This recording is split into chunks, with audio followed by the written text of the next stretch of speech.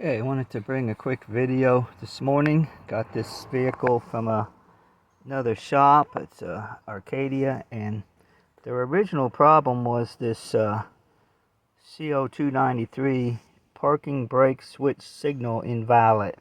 Which basically, it's a circuit. Whenever it says circuit, that means it's an electrical wiring issue. It could be the switch itself, but basically the module sends out a reference voltage and it goes through the switch and comes back. It's not seeing anything coming back through the ground side of it. And this is electric parking brake, so when you push the button, it engages the brakes, and then it lights up with a real red light.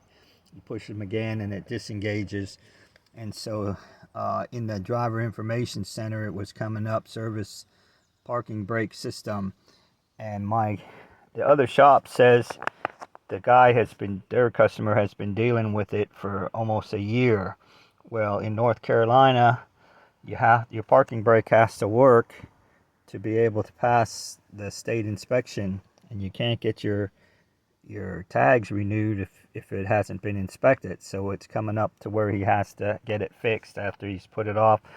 The other shop replaced the brake pedal position sensor for some reason, which that's basically the brake light switch. They call it pedal position. It's built in. It's got a position sensor, and kind of the computer turns the brake lights on and off.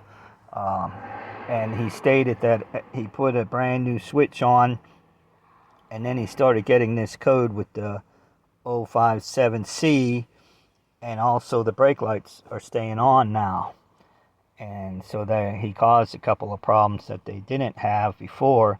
So I kind of researched that code, and whenever you replace the brake pedal position sensor on this vehicle, you have to do a calibration, which basically your scan tool plugs in and it runs a sequence and basically tells the computer where the rest position is, the off position, and then when you step on the brakes, where the fully engaged position is. And the computer learns that, and it basically sends a signal to the body control module to say turn the brake lights on, turn the brake lights off as you're stepping on. So it's not an actual brake light switch anymore.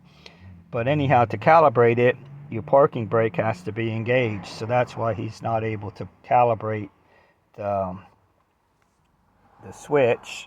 And I'm not sure why he thought the parking brake and the brake light pedal position sensor was the same. So we've got to fix the parking brake issue before we can calibrate the other switch to make everything work. And so I thought I would show you a couple little things. This is the flow chart that it shows you for this sensor, and it has all this stuff. You're checking for less than 1 volt, so that it does all these terminals that goes to the switch. So there's no power, no short to power. Then you're doing the same thing, checking resistance between those terminals and ground to make sure there's no short to ground. And then it has you do some other things, checking resistance, and you'll see most of these resistances are less than 2 ohms or 5 ohms. There's like almost 2.5 pages worth of flow charts there. And the problem with it is they don't always tell you what you're testing for. And so people get mixed up on how to test things. Then I thought this was interesting. This is a copy of the factory wiring schematic. And a couple things. You'll see there's 2 fuses here, and it goes to pin 1 and 30. And this is the way the factory does it. And this is the way like the aftermarket does it. You'll see the same 2 fuses. That's pin 1, but down here is pin 30. But they have all the pins in order, and they show a lot more stuff that goes to that brake module, where the factory one is a lot more condensed. So what I do to test this is you unplug it here at the brake module, which is pretty easy to get to. It's up there by the master cylinder. And then I unplug the switch, which is right here behind the dash. We took this side cover off, and you can access the switch relatively easy. And then I pull the pin out, and it shows those pins that I'm looking that goes to the switch. And then what I did was I numbered, this is the module pins, number 21, which is right there, 21 through 24, and then 31 and 32. And then I looked it up on my wiring schematic what the pin number went to on the switch. So when I'm testing, it's real easy. 21 goes to pin 5, so I'm testing for ohms, and you can see I had 44 ohms. That was the least resistance. All the rest of them were in mega ohms, and so I didn't even test these two because I was way out. I'm supposed to be like 2 to 5 ohms, so I know I have a major problem. It's not an open circuit, but there's a lot of resistance in that circuit. So then I start looking, and all these wires goes to this connector right here, which is, I don't know if you can see that, it's a X200. So then you're gonna say, okay, and even on the factory one, it shows the same thing. X200 is the connector they all go through. So I'm like, okay, I gotta check that connector to see if it's open or if it's something's wrong with that connector. So then I had a trouble finding out where that connector was, but I finally found a diagram.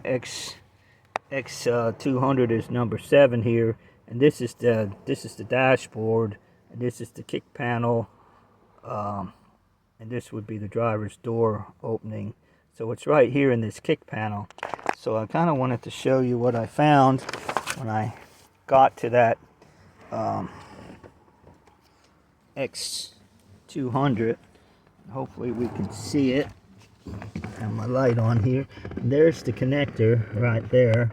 So if you push this thing, it pops apart. And this side, I don't know if you can see that. That side doesn't really look too bad.